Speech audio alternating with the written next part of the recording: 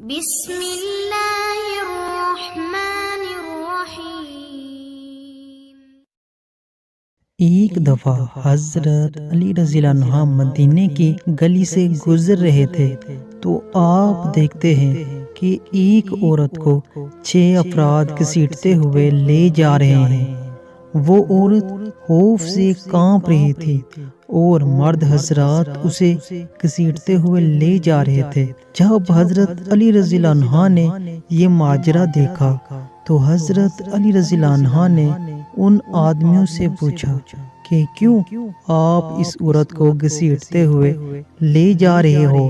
تو ان لوگوں نے کہا اس عورت نے بدکاری کی ہے، زنا کیا ہے۔ تو حضرت عمر بن خطاب نے یہ حکم دیا کہ اس عورت کو سنسار کر دیا جائے۔ تو جب حضرت علی رضی اللہ عنہ نے ان لوگوں کی بات سنی تو آپ نے اس عورت کو ان لوگوں کے ہاتھوں سے چھڑایا اور پھر کہا چلے جاؤ اب یہاں سے۔ وہ لوگ وہاں سے چلے گئے اور پھر حضرت عمر بن خطاب رضی اللہ عنہ کے پاس گئے اور انہیں بتایا کہ آپ نے جس عورت کو ہمیں سنسار کرنے کے لیے بھیجا تھا وہ حضرت علی رضی اللہ عنہ نے کام روک دیا ہے اور وہ عورت ہم سے چھڑا لی ہے اور ہمیں ڈانٹا بھی ہے اور بھاگ جانے کو کہا ہے۔ یہاں پر بات سمجھنے والی ہے، لوگوں کو حضرت عمر بن خطاب رضی اللہ عنہ کی نظروں میں ان کی جو جگہ ہے یہاں سے یہ بات واضح ہوتی ہے۔ تو حضرت عمر بن خطاب رضی اللہ عنہ نے فرمایا کہ اے لوگوں کہ حضرت علی رضی اللہ عنہ کو کسی بات کی خبر معلوم ہوگی جس کی وجہ سے انہوں نے یہ کام کیا ہے جس سے ہم لوگ بے خبر ہیں۔ وہ جانتے تھے کہ حضرت علی رضی اللہ عنہ کا مقام کیا ہے، وہ جانتے تھے کہ حضرت علی نے یہ کام کی وجہ سے ہی کیا ہوگا، اس کی کوئی وجہ ضرور ہوگی۔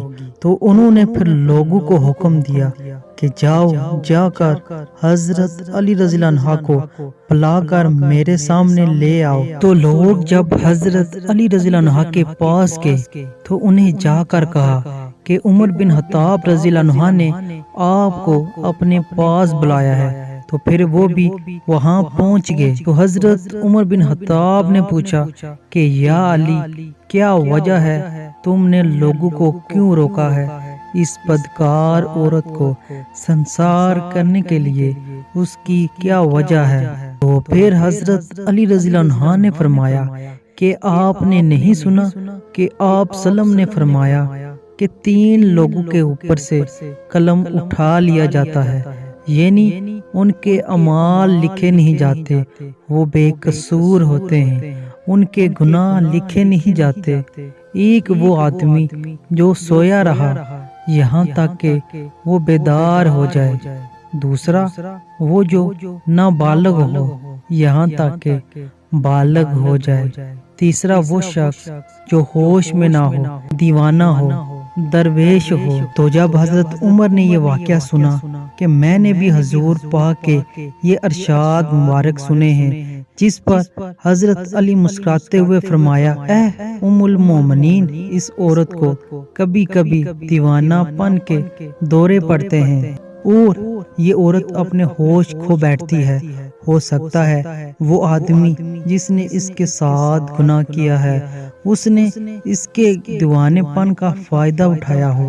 تو پھر حضرت عمر رضی اللہ عنہ نے حضرت علی رضی اللہ عنہ کی یہ بات سنی تو آپ نے اس عورت کو رہا کرنے کا حکم دے دیا۔ دوستو آپ کو یہ ویڈیو کیسی لگی؟ ہمارے چینل کو ضرور سبسکرائب کر دیجئے گا۔